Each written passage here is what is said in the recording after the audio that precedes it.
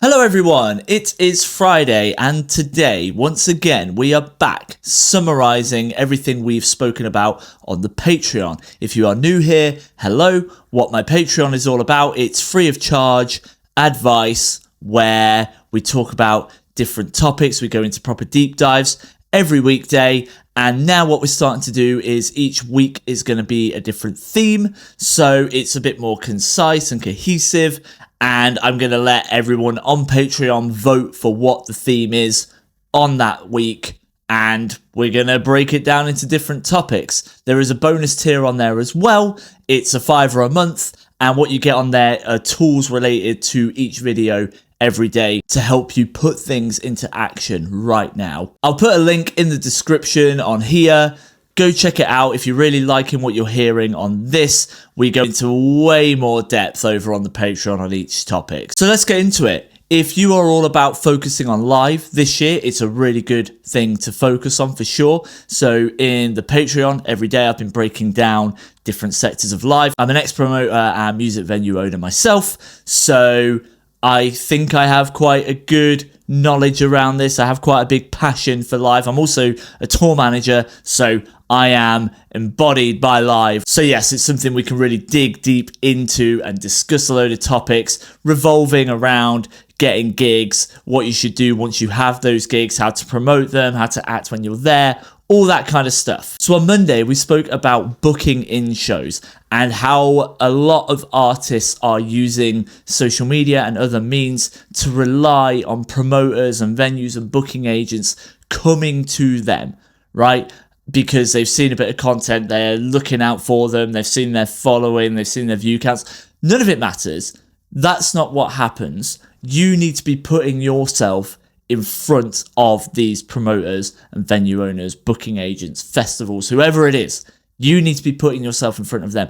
Putting yourself in front of them is not by posting on social media. There is a chance, I'm not going to write it off, there is a chance that a promoter or whoever could discover you via your content. But there is a higher chance that you'll get noticed by them if you contact them direct. And that can be by email or DM or anything like that. It doesn't matter. You are putting yourself in front of them rather than trying to get them to notice you, you know? So it's a much better way of doing it. It takes more time, you know, and I think it's why we get so attracted to the content.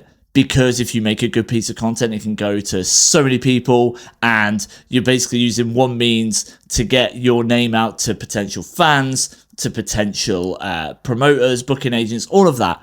But it's just so rare. Whereas if you are directly contacting them, you're increasing your chances a lot to get seen and noticed by them. And there are certain ways of doing it, you know. It's all about being a bit more informal than what we think. I think we build a big picture in our heads that people on top of the music industry, or not even on top, but that own businesses there, that are running venues, that are running gigs. I think there's a big idea in our head that these people are very like formal and business head and we have to do everything right and our emails must be well structured. It's just not like that. Like, I talk to you like this. I'm an ex-venue owner.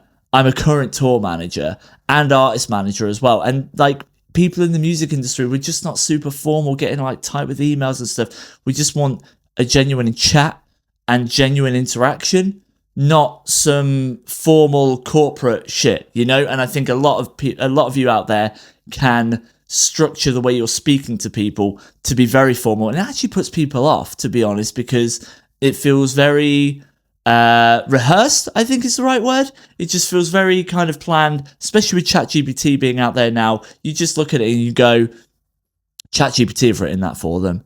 And it just feels a bit less personal. So just try and get a bit more personal. Just try approaching it in a bit more of a casual way. Again, it takes a bit more time because you've got to go and find these people. You've got to message them. You've got to find their email addresses, however you prefer to do it.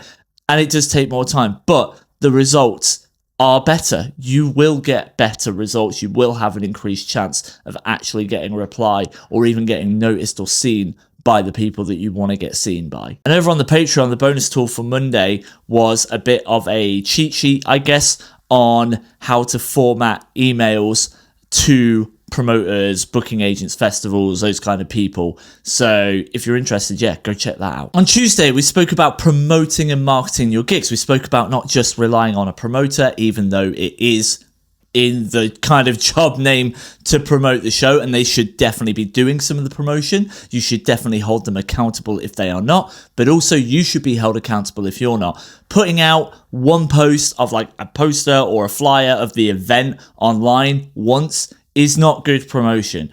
No one's noticing it. There is a good way of doing it using different types of content that we really break down over on the Patreon. And like I say, not just relying on the promoters to do it for you to take it into your own hands. Because at the end of the day, you have your own audience. The promoter can't always tap into that audience, and they will also have their own audience, as will the venues and whoever else has anything to do with the running of the show. They have their own audiences, which is great, and you want to be able to tap into that audience. That's why you're working with those people, but also it's a two-way streak, right? They're working with you because you have your audience that you can bring to the shows, and the only person or people that can reach your audience is you. So you've got to do some of the legwork as well. It is not just about relying on the promoters all the time. It's really important to get that focus right. And it can be difficult to figure out what kind of posts to do to promote it, or any other things you can do, like posting up flyers in different places and like in rehearsal rooms, out on the street. There's obviously legalities around that, but it's just figuring out the best way of doing that and getting promotion out there. It can feel really cringe, I know, to keep promoting a show all the time, but it's just so crucial because your fan base aren't just going to be around and see that poster once and go, oh, I'm going to go to that. It's going to take a few times for them to see it and remember. Most of the time, I miss gigs, right? Because I don't know they're happening. And that is because I will see someone, they've posted their gig on the day of the event. And I've gone, oh shit, if I'd have known about that before, I would have gone. And then I look and go, why didn't I see that? And then you go through and all of that person or artist's feed is about promoting their music, getting streams, trying to get followers and all of that. And they may have posted about the gig once or twice. And then I have no fucking clue that gig's going on, and you won't either. So it's just really important to make sure you have that consistency when you're promoting the show. The bonus tool for that this week, I put in 10 different content ideas. So if you're promoting a show, that you can apply as of today or whenever you check it out, to really help you structure and have a few more ideas when it comes to it, so it doesn't just feel cringy and you're not just sat struggling on what to post. And on Wednesday, it's a bit of a weird one because you think it's quite basic, but as I go into it, you might see that it's not. And it was all about gig prep. And I'm not just talking about things like remembering you've got, spare guitar strings or batteries or all the equipment that you need. That is important. And I went through how you should do that. For example, leaving stuff by a door or by somewhere you walk past the night before you're going to a gig. So you make sure you've got everything, you've got a bit of time, you're not panic packing, you're just going, right, make sure I've got everything, leave it in a spot where I know where it is, and make sure I leave with all of that stuff that's in that little corner or whatever when I leave to go to the show, and make sure it is all there. That is really important. But we were talking about some other things as well. Simple things that you may not think matter, but it really does. Like making sure you're hydrated, making sure you're well fed, and making sure you're well rested before a show. And the well rested part is certainly the most difficult part of doing it, because you can sit up and you can feel a bit nervous about it. But there are some apps, and I think I spoke about this. I haven't even checked. I should have checked. I'm pretty sure Headspace is on Netflix, and on Headspace they've got some really good meditation stuff to help you relax, to help you fall asleep. A good night's sleep is just so important to get, and it can really help you feel a bit more relaxed and more confident going into a show.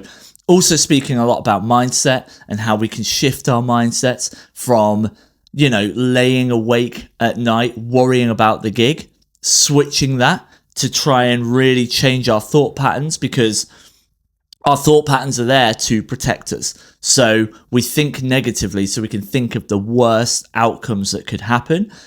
which is great when we're trying to protect ourselves. Not so great when we're trying to walk into something confidently. It's just about switching that mindset, and instead of going, here's all the bad things that can happen, it's more about picturing, here's me walking on stage, strutting my stuff, everyone's loving it. You're walking in a lot more confident than you would if you were going, this is going to suck, I'm going to suck, the gig's going to suck, no one's going to be here, I'm going to play really badly.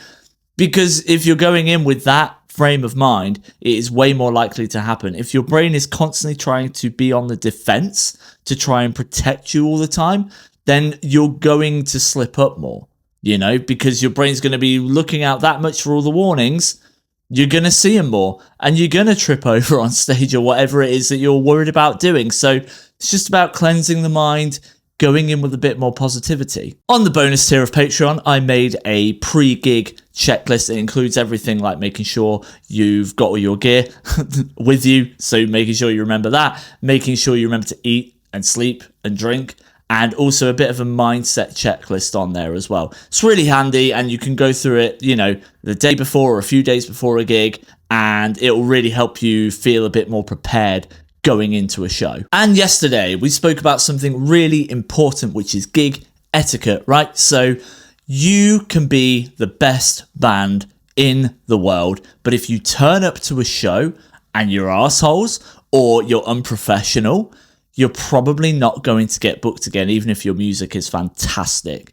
Because people talk, right? You go to a city, let's say you're having a bad day, and you might act a little bit shitty towards someone, whether it be a member of bar staff or the promoter or even venue owner or whoever it is, that then travels, right? So if you're rude to the bar staff, they'll go and tell the promoter. The promoter will then go and tell other promoters in the area, like, this band are good, but I'd really watch out with booking them because they're kind of dicks and you don't want to work with them.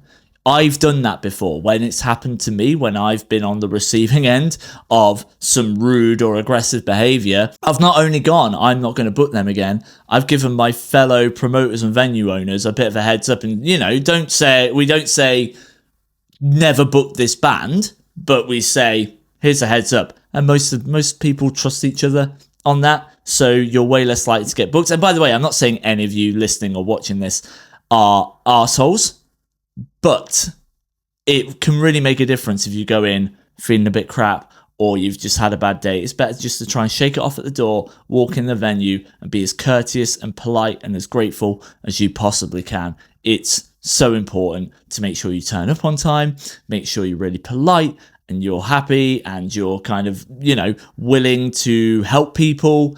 And then at the end, making sure when you leave, you let everyone know you're leaving, you apologize if you have to leave early, and say thank you and goodbye. Just basic things like that, but they go such a long way because, again, if you do act positively, promoters give positive feedback to each other as well, right? So they say, we had this band in the other day and they were wicked. Not only were they wicked, they were genuinely lovely people. I'd really recommend booking them in because they're just awesome. So it actually makes such a big difference when you are looking for gigs. If you have that rep of being really nice and good to work with, you're way more likely to get booked. And on the bonus tier for that over on Patreon, I gave like a really brutal checklist with 10 questions. You can score yourself out of 5 and give yourself an overall rating. You can use it and look back at the last gig you did and really brutally, honestly mark yourself on how good you were and how polite you were and, how professional you were. And then you can start to see where your room for improvement is for your next show and the next 5 shows after that. And you can keep a log of them and see how you're progressing and see how you're doing. And it might seem a bit tedious, it might seem a bit patronizing, but it's not. It's really important to make sure that you have these elements because it really can be the difference as to whether you get booked again or not. But yeah, if you really want to start building a proper live game this year, the Patreon is for you, especially the topics we've covered over the last week. It's free to join. I've left a link in the description. Like I said, there's a bonus tier for a $5. I've explained what goes in there. You don't have to pay that. It's just a nice little additional thing that you can have for these tools, so it helps you implement these things straight away. But thank you so much for watching or listening to this podcast today. Really enjoy doing it. Really enjoy being over at the Patreon. I'm going to be putting a poll in there over the weekend, and we're going to vote on what next week's topic is, which is super exciting. I don't even know what it's going to be yet, so we'll see. Thank you so much for watching, listening. I really appreciate the support on this, and I hope you all have a fantastic weekend.